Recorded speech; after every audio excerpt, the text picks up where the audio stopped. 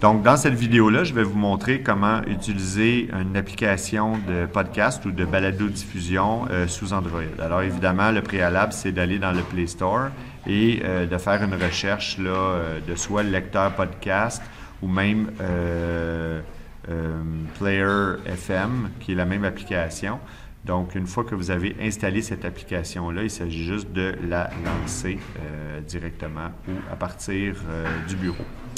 L'application se présente de manière suivante. Si vous avez un onglet en haut où est-ce que vous pouvez découvrir les différentes balados-diffusions qui existent. Vous pouvez même faire une recherche. Vous avez des abonnements. Les abonnements, ce sont des balados où est-ce que vous allez pouvoir voir les nouveautés. Donc, à toutes les fois qu'il y a une nouvelle émission, vous allez pouvoir la voir. Et vous allez pouvoir aussi vous assurer de télécharger les dernières balados-diffusions que vous n'avez pas écoutées. L'avantage, c'est de pouvoir utiliser à ce moment-là votre téléphone pour écouter des balados hors ligne sans avoir accès à Internet.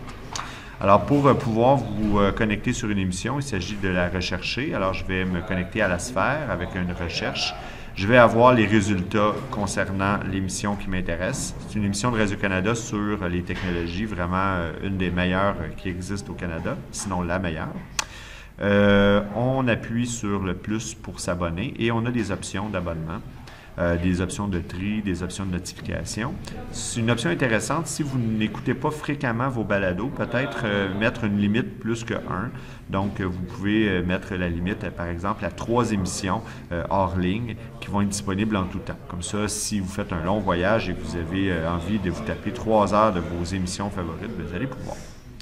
Une fois qu'on a fait ça, ben on fait OK. Et à ce moment-là, toutes les balados, ou en fait les balados qu'on a ajoutés dans nos abonnements, se retrouvent dans cette interface-là.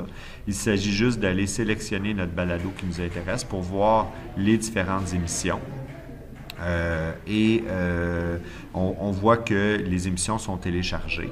On peut cliquer sur une émission, évidemment, puis voir pas le résultat, mais disons la date de diffusion, ainsi que le sommaire de l'émission. Donc, c'est de cette manière-là qu'on peut utiliser Podcast FM.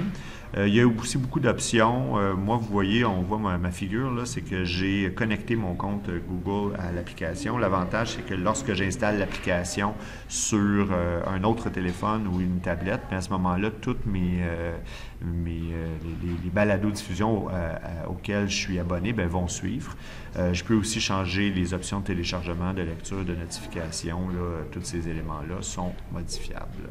Alors, c'était comme ça qu'on utilise de base, évidemment, l'application pour écouter des balados-diffusions.